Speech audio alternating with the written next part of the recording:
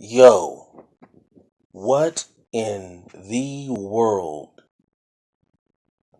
This is actually going from bad to worse. This is my Game of Thrones instant reaction video. I just got finished watching Game of Thrones season 5, episode 4, the last season. And ooh boy, it is Jesus Christ, man. This episode actually I like this episode more than episode 3, and I explain why. I'm always interested in seeing the way people play or way people interact with other people. This episode reminded me of like the Godfather. If anybody seen the Godfather movies, this episode reminded me of the Godfather movies. Now, for those who don't know, episode 3, the Long Night, the episode Arya Stark kills the Night King, the war between the living and the dead, all that stuff. The war's over now. The war between the living and the dead is over now. Now they're starting to, lick their wounds, so to speak, regroup, sort of celebrate their victory, and just figure out what their next plan is. Because now the Night King is gone, so the next target is Cersei Lannister. And they're trying to figure out what's the best way to deal with her, because now the tension is there now.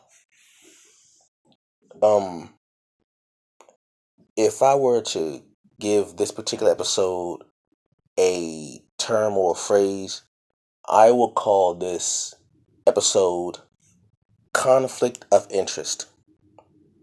And the conflict of interest on many different fronts. First,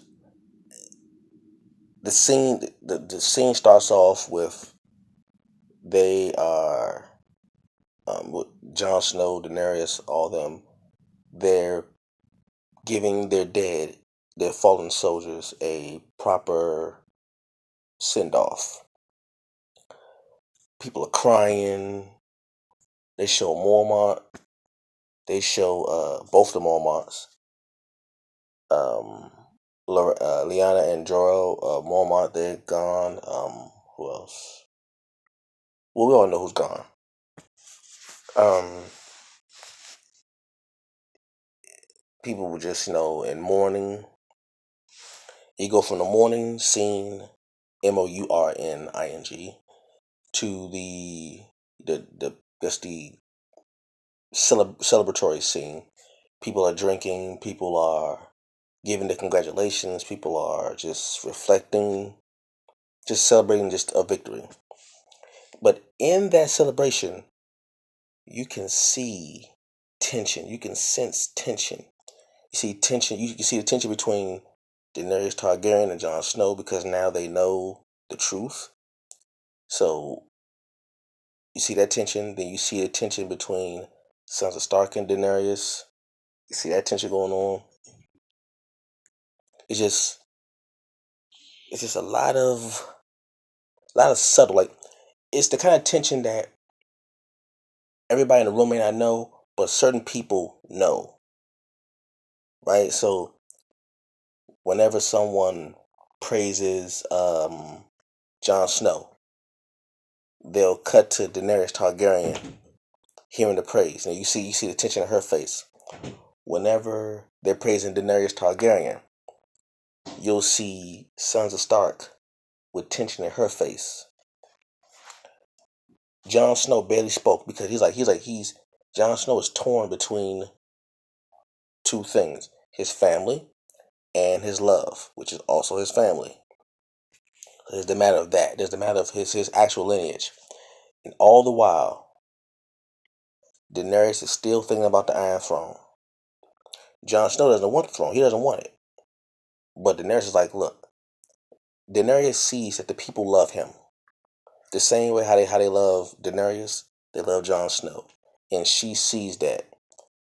She sees his charisma, his magnetic personality as competition for her, because even if he doesn't want, he never wanted any title. He never wanted to be the king of the North.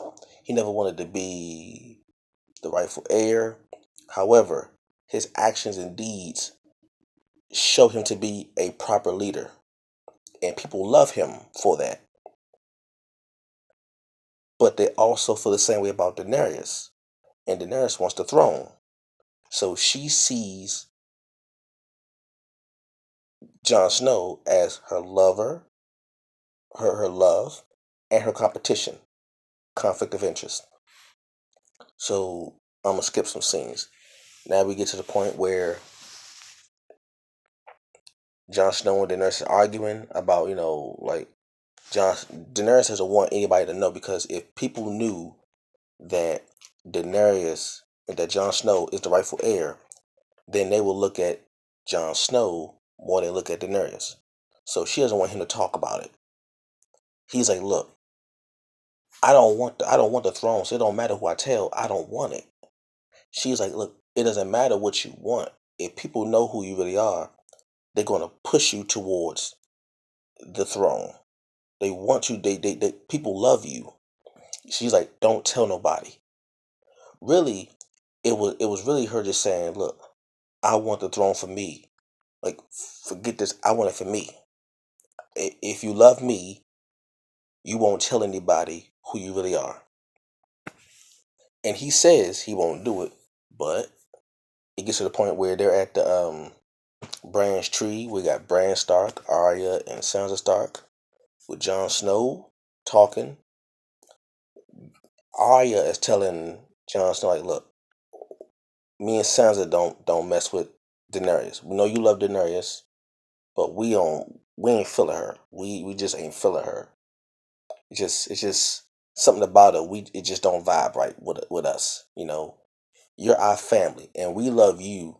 So we'll keep our mouth closed because we love you. But for real, we ain't feeling you. We ain't feeling her. And then Jon Snow's like, look, I got something to tell y'all. I wasn't supposed to say anything, but if I tell you, you have to swear to keep it a secret. I'll get to that later. You have to swear to keep it a secret. If I tell you this information, you have to swear to right? Don't say a word. It's like, okay, we swear. And look, yeah, I'm your family. Jon Snow, yes, I am your family, but a different kind of family. I'm not your bastard brother. I'm not your illegitimate brother.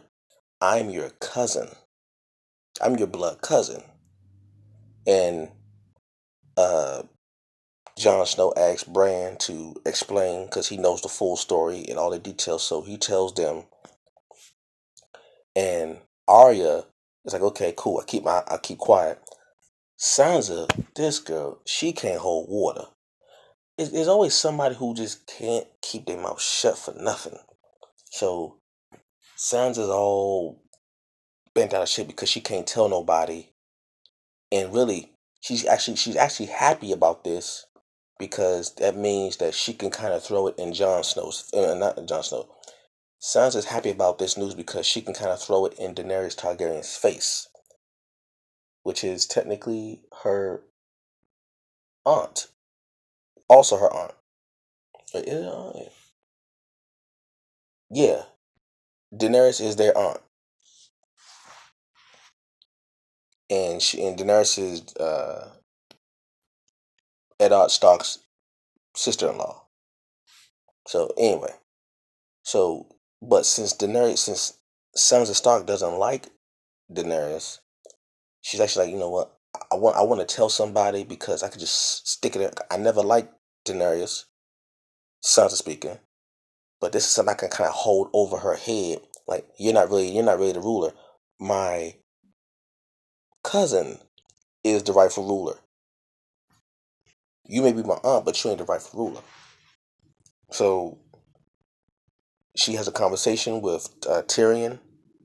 Tyrion is very good at reading people. Tyrion can tell that she's hiding something. She's holding something in that's really that she wants to tell. She wants to tell somebody. So Sansa's the first one to crack. She tells Tyrion. Tyrion now knows. He tells I forgot the other advisor's name. I forgot his name.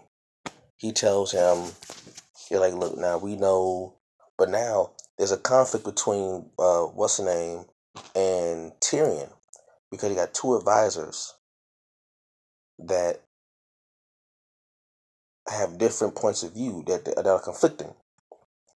The main goal is the Iron Throne. That's the main throne. That's the main goal. But one thinks that Jon Snow would be a good leader, and the other, Tyrion, thinks that Daenerys would be thinks he should. Tyrion thinks that Daenerys should be the ruler. He believes in her, but he's conflicted about whether or not she really is. If she really is a good, will she be a good leader? So there's a conflict there. Oh, wait a minute, hold on. Let me get to this. Let me get to this. Gendry has officially been curved the worst I've ever seen. But it was a subtle. It was a subtle curve. It was a subtle no. He's been made. He's been given a title by Daenerys Targaryen. He's so happy that he wants to marry Arya Stark. You know, that last episode they had sex with each other, her first time. He's so smitten by her that he was like, look, I want you to be my queen. I want you, or not queen. I want you to rule. I want you to be my wife, and we can rule this land side by side. You think it's all good, and she gives him the long kiss, look in his eyes, and say, "You'll be an excellent warden or whatever you're going to be, and the lady that you marry will be happy to be with you. But I'm not a lady. I never have been. Sorry, my dude. It was a good time we had last night, but hey, it was a one time thing." She pretty much got the draws from Gendry and dipped. She she got the draw. She wanted to have sex before she died. If she were to die, she got what she wanted, and she know how it feels now. And she's like, I'm good. I appreciate you. I appreciate the love. Thank you that you love me, but I'm good. So he's been curved. Gendry has been curved, and he is, he's off somewhere. Brienne and Jaime Lannister. Sorry, Sir Brienne and Jaime Lannister have finally consummated their sexual tension. We all knew this day was going to come. We knew it. We could sense there's always some kind of tension between them, some kind of sexual tension between them. We knew it was going to happen one day, and it did. And this is the first time we have seen Brienne become vulnerable. Brienne has always had the mentality of a knight, a soldier, a warrior.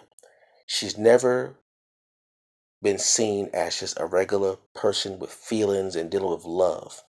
She's never had sex before. So she's finally had sex, and she is open. Her heart is open to Jamie. So much so that he goes off to King's Landing. Brienne doesn't want him to go. He goes off anyway, all because of Cersei. I'll get to her later. This Jamie leaving hits Brienne so hard that she starts crying. We've never seen that before. She starts crying. She's broken hearted about that. She's ah. So now we get to Cersei. Cersei, Cersei, Tyrion, they go to King's Landing to ask Cersei to surrender. Okay, Cersei knows this. She sets up something. They're on the boat. Daenerys is on. I'm sorry. Daenerys is on the dragon. She's flying. She's got two dragons now. One of them is a little injured. She's on the other dragon flying. Jon Snow didn't go on the dragon. He went by horse to get there. And out of nowhere, one of the dragons gets shot out of the air by a bunch of giant arrows from what's his name? What's his name? One of the Greyjoys. I forgot his name. The Greyjoy. The one that had sex with Cersei. Can't remember his name. He comes out of nowhere and shoots the injured dragon out of the sky, kills the dragon. Dragon falls in the water. Boom. Dead. So now Daenerys is stuck with one dragon. Two of her dragons have been killed by freaking spear arrows. That's something right there. And now Daenerys is like, she's even more pissed off. Her boats have been shot all up by the giant arrows. And Missandei has been captured. Been captured and taken hostage. So now they get to the front gates of King's Landing. They unsully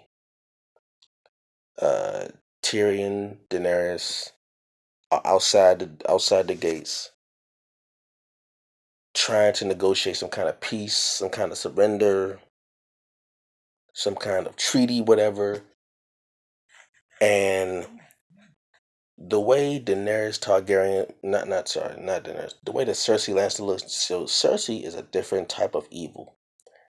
She is a different type of evil. Cersei, she's different. She is wicked. So Tyrion is trying to plead with Cersei to surrender. Like, we don't want no bloodshed. Just surrender, and no one gets hurt. It'll all be good. Cersei tells the Mountain. Well, Cersei gets Missandei beheaded. She walks up to Missandei and grabs her arm and say, "If you have any last words, now's the time." And Missandei's last words is Dracarys, which means burn. I'm assuming it means burn. Every time Daenerys says Dracarys, one of the dragons set something on fire. So it means something about burn. So burn, pretty much. Missandei's last words, burn. Dracarys. And the Mountain beheads her. So now Cersei is responsible for another dragon dying and her best friend / right hand woman has been beheaded in front of her, which also means Grey Worm, Missandei's boyfriend, partner, he's pissed off now because now his girl, he just saw his girl get beheaded right in front of him. And once that happened, Tyrion knew there's no more talking. There's no more negotiating. There's no more peaceful talk. It has officially gotten from bad to worse. So pretty much Daenerys is going to be on a mission to burn everything. This has really gotten bad. This has really gotten bad.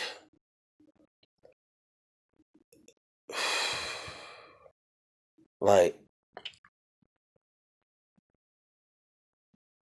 yeah, the Night King was bad, But then Cersei is on a different level. See, the Night King was bad, but he wasn't petty. Cersei is dangerously petty. Cersei will do things out of spite. Cersei will kill you just because she knows it will piss somebody else off. See, the Night King had a mission, stuck with it. Night King wasn't petty. What makes Cersei so bad is that she is dangerous and petty. She will do whatever she can to get what she wants. That means if it means having sex with you, if it means killing somebody that you love, it doesn't matter. This has actually gotten from bad to worse. It's gone from bad to worse. Wow. I don't know what to expect for episode 5, but oh boy. This is this is gonna be wild. Anyway, that's my instant reaction. Thank you all for watching, and I will catch you all later. Peace.